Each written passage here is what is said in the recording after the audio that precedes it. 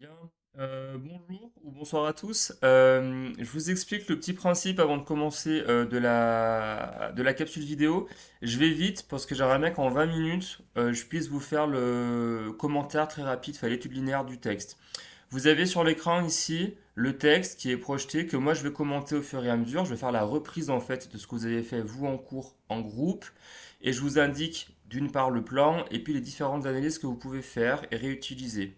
Vous de votre côté, inutile de reprendre le cours. Vous faites directement une fiche de révision, vous prenez une fiche Bristol comme on l'a appris en classe et puis vous fichez votre texte, comme ça pas besoin d'y revenir et pas besoin surtout de perdre trop de temps. Donc, chez moi, là, il est 17h43. Il faut qu'à 18h03, ce soit terminé. Donc, j'y vais. Introduction. Vous commencez évidemment, comme d'habitude, vous partez du plus large au plus simple, au plus précis. Vous commencez par rappeler un petit peu qui est Wajdi Mouawad. Je le rappelle rapidement, auteur francophone, libano-québécois. Il a connu la guerre civile au Liban, ce qui l'a fait fuir d'ailleurs le pays. Et donc, arrivé en France, puis aussi au Québec, parce qu'il vit dans les deux pays, il commence à créer. C'est un dramaturge, donc il fait que du théâtre quasiment, plasticien aussi. Et il va commencer à écrire dans les années 1990, à la fin du XXe siècle. C'est la tétralogie du Sang des Promesses qui le fait connaître, et la pièce la plus importante, la plus révélatrice est Incendie, que certains d'entre vous et certaines ont lu. Et vous pouvez peut-être rappeler aussi qu'il y a des thèmes qui structurent son travail, qui structurent son œuvre, la guerre, la quête des origines, et puis la crise familiale évidemment, et la crise personnelle qui en découle. Voilà, recontextualisation plutôt simple. Il n'appartient pas à un mouvement littéraire précis. Il est comme Jean-Luc Lagarce, en fait, c'est quelqu'un d'inclassable qu'on ne peut pas, pour l'instant, enfermer, si je puis dire, dans un mouvement. Pour en venir à l'extrait, vous précisez que toute l'action de cette scène, de cet extrait, se passe autour des membres d'une même famille et vous avez deux personnages principaux qui émergent et qui structurent le texte, David, le père, Ethan, le fils. Ici, les deux sont en confrontation parce que Ethan vient d'avouer qu'il est amoureux de Waïda, qui est une jeune fille arabe, alors que lui et son père sont juifs et de confession juive. Pour Ethan, il n'y a pas de problème parce qu'il aime la femme qu'il aime et c'est très bien comme ça. Pour David, c'est plus compliqué parce que du coup, il a une vision beaucoup plus fermée de l'amour, beaucoup plus clanique, c'est-à-dire qu'elle s'appuie sur le clan, beaucoup plus réduite à la famille. Et donc, ça va évidemment provoquer une crise dans le langage et puis une crise des valeurs aussi parce que les deux ne seront pas du tout d'accord. Voilà, vous rappelez bien que vous commencez, enfin vous ne le rappelez pas, mais moi je vous le rappelle, vous commencez bien l'étude du texte ici, c'est-à-dire à la ligne 16, non, à la ligne 17, je ne sais plus ce que je vous ai dit, ce que j'ai mis en fait, j'en sais rien. On va dire quand même à la ligne 16, et vous la finissez à la fin du texte. Vous rappelez rapidement que avant, ce qui s'est passé dans le texte, c'est que la confrontation a été mise en place et qu'on commence à voir que David est réticent au fait que Ethan aime la femme qu'il a envie d'aimer. Vous lisez votre texte, bien sûr. Je vous conseillerais de commencer à la ligne 16, parce que vu que vous n'allez pas commenter ce qu'il y a avant, pas besoin de le lire. Demandez quand même à l'examinateur s'il préfère que vous commenciez dès le début ou si vous commencez à la ligne 16. Problématique, je vous la mets en même temps que je vous la donne. Comment cette crise familiale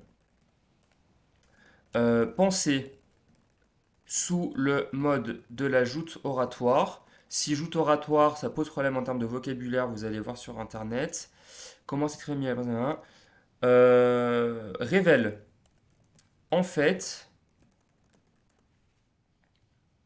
forcément c'est trop court, révèle en fait, qu'est-ce qu'elle révèle? Un profond clivage intergénérationnel, c'est-à-dire un clivage, ou on peut même dire transgénération. Bon, inter c'est bien.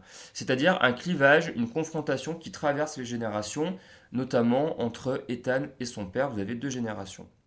Grand 1, ligne 16 à la ligne 32. D'une confron- d'une confrontation des valeurs, pardon, à l'incommunicabilité entre les personnages. de la confrontation des valeurs à l'incommunicabilité entre les personnages, c'est-à-dire qu'ils ne peuvent pas communiquer. Grand 2, des lignes 33 du coup à la fin, l'acmé de la crise, vous savez ce que c'est maintenant, et l'aveu de David.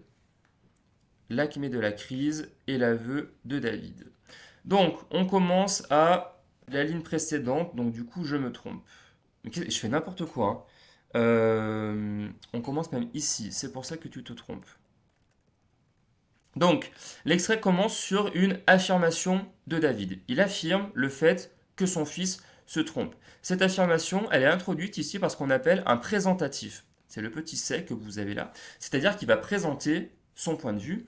Et son point de vue consiste dans le fait de mettre en exergue, de mettre en valeur l'erreur supposée de son fils. C'est pour ça que tu te trompes. Il est affirmatif, il est sûr de lui. Ethan, lui, reprend les termes de son affirmation et, vous le remarquez en fait une question. C'est-à-dire qu'il bascule l'argument de son père sous la forme d'une modalité interrogative, ce qui lui permet, vous interprétez, de remettre en cause la parole de son père. L'interrogation, ici, a une valeur de remise en cause. Je me trompe? Tu es sûr? Et donc, Ethan va aller chercher des arguments du côté de son père pour lui prouver son erreur. Mais vous vous en doutez, son père n'a pas d'argument, et on le voit dans la phrase suivante. Vous avez une juxtaposition de deux propositions. Je vous rappelle qu'une juxtaposition, c'est quand vous avez deux propositions qui sont à côté l'une de l'autre et qu'elles sont séparées par un point de ponctuation. Ici, en l'occurrence, une virgule. Cette juxtaposition des deux propositions, tu as tort, tu te trompes, démontre la vacuité, c'est-à-dire le vide de l'argumentation de David. Il n'a aucun argument à lui proposer, si ce n'est qu'il a tort. Donc vous êtes ici dans un personnage qui est en difficulté énonciative, argumentative, et qui se borne à admettre l'erreur de son fils, qui en fait est complètement infondée, invalidée par son absence d'argument. Du coup, Ethan va en profiter pour argumenter. Et il argumente de façon humaniste parce qu'il a recours à un COI ici. Je te parle d'amour. Complément d'objet du verbe, du coup, qui vient justement mettre en exergue, mettre en avant encore une fois son côté humaniste, tandis que son père, lui, parle de culpabilité. Et vous avez donc ici Ethan qui fait exprès, même chose, hein, vous avez un parallélisme de construction, je te parle, tu me parles. Ce parallélisme, il permet à Ethan de mettre en confrontation son discours à lui, qui est, je le répète, un discours d'humanisme, tandis que le discours de son père, lui, est un discours beaucoup plus fermé, un discours de fermeture, un discours de mise en culpabilité. Vous pouvez ici tout à fait faire le lien avec le texte de Tamara al-Saadi, si vous vous souvenez bien, parce que la mère était dans la même démarche, c'est-à-dire qu'elle essayait de faire culpabiliser sa fille, et là donc vous avez le père qui, pareil, tente de faire culpabiliser son fils.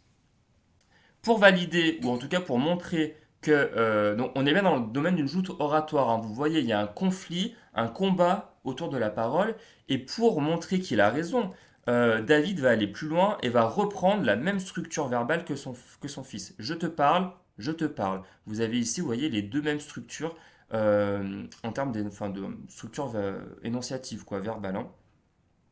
Donc, je te parle d'une culpabilité qui est un don. Donc, en fait, vous voyez que là où Ethan s'est arrêté au mot culpabilité, David, lui, va la caractériser, cette culpabilité. Il va essayer de lui donner une validité, justement. Et donc là, il la caractérise par ce qu'on appelle une proposition subordonnée relative, qui est un don, qui vient qualifier la culpabilité. Pour aller encore plus loin, il continue. Une culpabilité particulière à notre peuple. Là aussi, vous avez un adjectif, même plus qu'un adjectif, tout un groupe de phrases ici qui vient là aussi, sous la forme d'un complément du nom en fait, qualifier la culpabilité. Et donc ces deux qualificatifs que vous voyez ici ont pour but à lui, d'une part, de rappeler qu'ils sont juifs, et donc que leur action doit être reliée à leur peuple, et que cette culpabilité est un don, donc quelque chose de positif. Il continue qu'aucun autre peuple ne peut ressentir, parce qu'elle est née de ce qu'ont subi nos pères et nos grands-pères, la culpabilité du survivant. Allez hop, un nouveau complément du nom ici, c'est la culpabilité du survivant. Donc vous voyez qu'une sorte de... Il essaie de justifier son discours, et justifier son discours par le recours historique. Aucun autre peuple ne peut ressentir, pardon, parce qu'elle est née de ce qu'ont subi nos pères et nos grands-pères. Vous le comprenez évidemment ici, cette proposition subordonnée, qui est d'ailleurs une subordonnée circonstancielle, on verra ça dans la troisième partie de l'année, cette proposition subordonnée, elle vient faire référence implicitement à la Shoah. C'est parce que les grands-pères et les pères ont été déportés, génocide juif du XXe siècle, qu'aujourd'hui, les petits-enfants ont un rôle de mémoire à tenir. Et que du coup, on ne peut pas... Bon, comment dire, c'est logique hein, ce qu'il dit, bien sûr, ça n'a pas de fondement. Mais lui, il l'analyse de cette manière-là. Donc, recours historique, il essaie de créer un argument d'autorité implicite qui renvoie à l'histoire, mais qui évidemment ne fonctionne pas. Et donc, progressivement, je le répète, il essaye de justifier son action, sa parole auprès de son fils. Et donc, cette culpabilité, il précise qu'elle guide chacun de nos choix. Vous voyez qu'il utilise un déterminant possessif, incluant évidemment lui-même, son fils et toute la communauté juive. D'accord? Donc, c'est un pronom qui vise à globaliser, à introduire la communauté entière juive. Mais vous avez un glissement pronominal elle guide chacun de nos choix et me libère de tout. Et donc là, vous voyez qu'il resserre sa parole et qu'il ne parle que de lui. À croire qu'en fait, il essaie de défendre avant tout son point de vue plutôt que d'écouter son fils et de faire en sorte que ce dernier soit heureux. Ce que vous pouvez aussi préciser, c'est que vous avez des phrases affirmatives qui utilisent le présent et qui ont pour but en fait d'imposer un choix à Ethan, donc son fils, et que là, David tente de récupérer, ou en tout cas d'imposer son rôle de père, de pater familias. Je vous le note ici, c'est une locution latine, hein, qui veut dire le père de famille en fait. Et il essaye d'imposer son autorité à travers le langage et de l'imposer à son fils. Hein. Question, pour finir sa réplique, comment cette femme peut espérer te rendre heureux? Question directe, avec le marqueur que vous avez ici, le point d'interrogation, et donc il remet en cause la capacité de Waïda à rendre son fils heureux parce que elle, parce qu'elle est arabe, tout simplement. Et vous voyez que cette Waïda, donc hein, cette personne, il la qualifie ici par une périphrase. On voit rien du tout. Cette périphrase, c'est cette femme. Donc il ne dit pas Waïda, cette jeune fille, voilà, bon, il dit cette femme. Et donc cette périphrase permet évidemment d'anonymiser Waïda et donc de la mépriser d'une certaine manière. Comment cette femme peut espérer te rendre heureux? Et donc Ethan, même chose, vous voyez, comment, il reprend le même mot interrogatif, comment peux-tu affirmer ça? Elle n'est pas, et là on n'a pas la fin de la phrase. Donc, comment peux-tu affirmer ça? Encore une fois, vous voyez que Ethan... non, pas du tout. Ethan pose une question. Donc, il va essayer... Si plus haut, il ne le faisait pas déjà? Voilà, je me trompe. Hop, point d'interrogation. Comment peux-tu affirmer ça? Point d'interrogation. Donc, il essaye, par des modalités interrogatives, de retrancher encore une fois son père. En tout cas, d'amener son père dans ses retranchements. De lui montrer que son argumentation n'est pas la bonne et qu'elle est en échec. Comment peux-tu affirmer ça? Elle n'est pas, trois petits points. Et là, vous avez, enfin, point de suspension. Là, vous avez une figure de style. Quand vous avez des points de suspension à la fin d'une phrase et que le lecteur est en mesure de pouvoir finir cette phrase, ou que d'ailleurs David l'est aussi, c'est ce qu'on appelle l'aposiopèse. Donc, c'est une figure de style qui vise à suspendre le sens d'une phrase pour la faire deviner au lecteur et au spectateur. Elle n'est pas, sous-entendu, arabe. Donc, c'est à nous, en fait, de finir la phrase et puis à David, qui sait très bien ce qui se cache derrière cette suspension de la parole. Et donc cette aposiopèse, elle vient commencer à préparer le lecteur à la crise qui va avoir lieu, parce qu'on va se douter à un moment ou un autre que David va craquer et qu'il va bien avouer que c'est un personnage qui est tout simplement raciste. Et donc là, vous voyez, sur les prochaines lignes, on va mettre une petite flèche, vous avez une réduction très soudaine de la parole. Vous savez, c'est une stichométie. Donc vous avez des répliques qui sont de plus en plus courtes, qui visent à accentuer ou à accélérer le rythme de du dialogue et qui vient démontrer ici, si vous voulez, que d'une part, il y a une incompréhension des personnages, mais surtout que le débat est en train de s'emballer et qu'on va atteindre le maximum, c'est-à-dire l'acmé, le paroxysme progressivement de cette phrase, de cette crise. Cette stick committee, elle est à la fois interrogative, quoi, pourquoi tu le demandes, mais aussi exclamative, dis-le. Et donc là, vous avez une inversion des rapports de force. C'est le fils qui tente de reprendre le pouvoir par l'exclamation. C'est plus le père qui impose à son fils, mais son fils qui impose au père. Dis-le, je te donne un ordre. D'accord? Et David répond, c'est évident. Et donc on voit qu'il a du mal à s'affirmer, d'une part, et du mal à affirmer le fait, encore une fois, que son argumentation ne tient pas la route, et surtout qu'il fait preuve de racisme. Seule réplique de la mère, courte, lapidaire, Nora, il te pose une question, réponds-lui. Et donc vous voyez que même la mère, elle a tendance, ou en tout cas elle commence à se désolidariser de son mari. Elle ne le soutient pas vraiment, d'accord, parce qu'elle lui demande de répondre à la question. Même chose sous la forme injonctive, réponds-lui, c'est un ordre. Et donc elle est prête sur la dépense du fils, hein. Et donc, fin de la première partie, David, j'ai trop de peine à l'entendre me dire ce qu'il me dit. Polyptote, que vous repérez ici, c'est-à-dire une répétition sous forme, la répétition d'un même mot sous une forme grammaticale différente, dire, dit. Vous pouvez rattacher ici au fait que la crise, elle est bien là aussi véhiculée par la parole, d'accord? Et donc, il essaye, lui, je suis très en retard sur ma présentation, il me reste 4 minutes. Il essaye de se montrer aux yeux du lecteur comme un personnage pathétique, parce qu'il emploie, vous voyez le mot ici, j'ai trop de peine, hein, donc le substantif peine, qui vient presque, en fait, si vous voulez, le mettre dans une posture de victime, alors que c'est pas du tout le cas, et que c'est lui, là, qui exerce une pression sur son fils. Fin de la première partie, transition, on a bien une confrontation des valeurs entre un fils et son père, un fils qui prend des arguments humanistes, un père qui est plutôt sur une pensée clanique, tournée autour du clan, du cercle familial, et donc cette confrontation des valeurs, qui est aussi une confrontation familiale, filiale, bascule dans la deuxième partie dans une crise paroxysmique très forte, inarrêtable aussi, et qui amène pardon, à l'aveu de David. Et en fait, vous voyez que paradoxalement, c'est Ethan qui craque le premier. Elle est arabe, c'est ça. Deux modalités interrogatives qui se suivent et en fait qui traduisent là le point culminant de la crise. Il confronte son père à son racisme. Ce sont deux questions directes qui demandent une réponse elle aussi directe. Pourtant, le père continue à tourner autour du pot.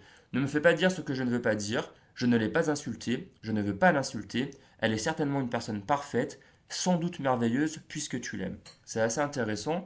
Donc vous avez une injonction, ne me fais pas dire. On est encore sur le mode de l'impératif, comme de nombreuses fois dans une crise, hein. On est toujours dans la crise de la parole. Ne me fais pas dire ce que je ne veux pas dire, comme si son fils l'obligeait à transmettre une vérité. Vous avez un verbe de volonté ici, hein, que le père ne souhaiterait pas affirmer.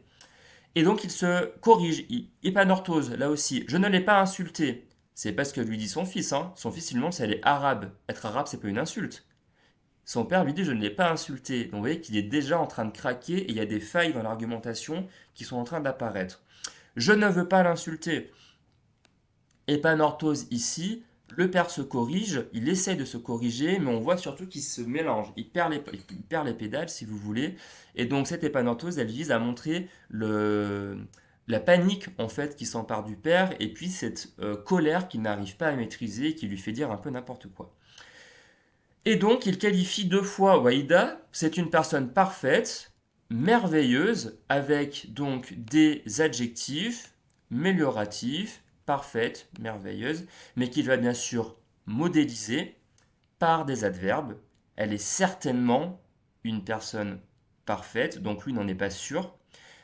Sans doute, nouvelle locution adverbiale ici, et on l'a déjà dit en cours, vous voyez bien que les adverbes ils sont là pour nuancer le discours, et le père en fait n'arrive pas à admettre le fait que son fils aime une personne arabe et que cette personne puisse être parfaite.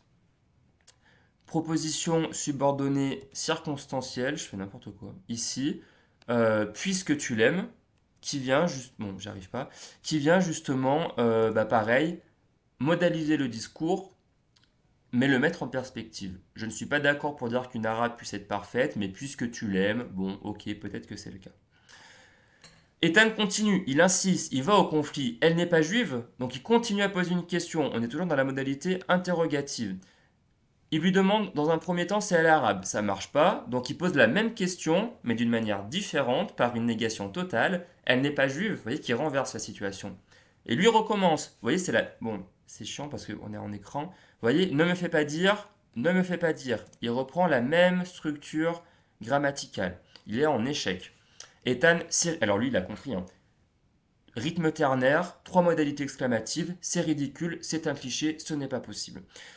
Ce rythme ternaire, avec des modalités exclamatives, vise à démontrer la colère, évidemment, d'Ethan et l'incompréhension dont il fait preuve face à la parole de son père. Je me dépêche parce que j'ai les 20 minutes et je suis en retard. Et donc là, David... pourquoi je fais ça? Pourquoi j'arrive plus à faire mes crochets? Ah, David, non, elle n'est pas juive. Et là, ça y est, vous avez l'aveu du père, ici, hyper important. Phrase exclamative, courte, lapidaire, non, elle n'est pas juive, c'est un fait, je ne suis pas d'accord. Ok? Donc cette négation, elle est totalisante et elle vise à nier le fait qu'il puisse voir son fils avec une personne arabe et Ethan concède, tu le dis tout de même. Et dans cette phrase, on voit la déception, évidemment, du fils. Et donc David la s'emporte complètement, il finit par péter une fuse, comme disent les Canadiens. Je le dis, oui, arrête de me contredire, négation lexique. Vous avez même en fait, ici, vous voyez, un ordre et une négation lexicale, arrête de me contredire.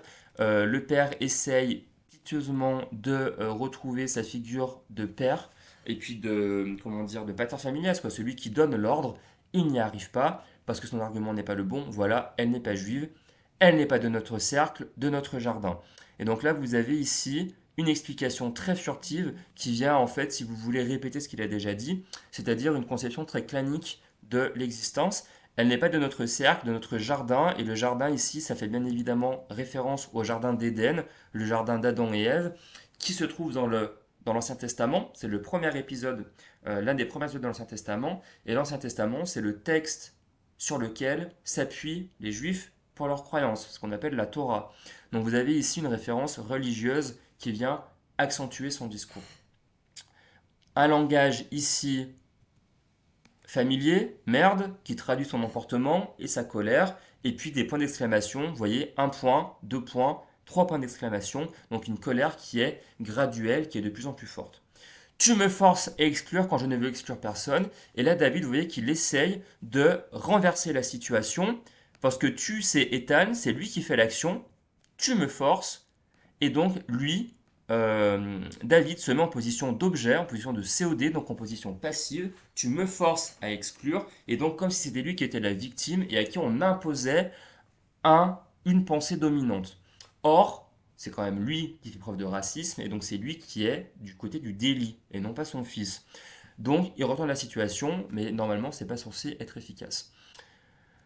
Tu penses que ça me fait plaisir de dire d'un humain qu'il est ou qu'il n'est pas, et à mon fils, donc même chose, deux modalités interrogatives ici qui viennent remettre en question l'affirmation d'Ethan, tu le dis tout de même, qui fait implicitement référence à son racisme, lui dit non, je ne suis pas raciste, est-ce que tu penses que ça me fait plaisir de dire d'un humain qu'il est ou qu'il n'est pas? Donc vous voyez qu'ici en fait c'est pas David qui est raciste, ou en tout cas qui fait preuve comment dire, d'une opposition, ou qui fait preuve d'une négation, il veut pas que cette femme rejoigne leur famille, mais en fait lui ça lui fait pas plaisir, c'est juste parce que le texte religieux le dit, donc lui le dit aussi. C'est parce que la mémoire de ses ancêtres l'oblige que lui le dit aussi. Donc lui, il est dépositaire d'une mémoire dont il est pas la victime, mais en tout cas le dépositaire malgré lui. Et donc il essaye à la fin de se dédouaner de cette culpabilité et de ne pas finir par être la personne coupable de cette crise familiale. Voilà, c'est un texte qui est assez facile à travailler. Normalement, il n'y a pas trop de difficultés, c'est assez court.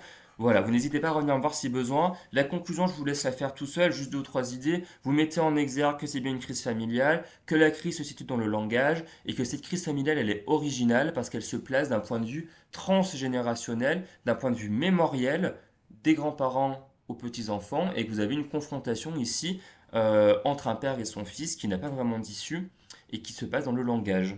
Voilà. En ouverture, Tamara Al-Saadi, d'accord, place, ça peut très bien fonctionner.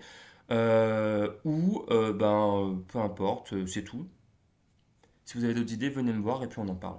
Voilà, je m'arrête parce que j'ai dépassé le temps, 25 minutes. Bonne fin de journée, bon fichage en tout cas. Et puis, s'il y a le moins de problèmes, vous revenez me voir pour qu'on en parle.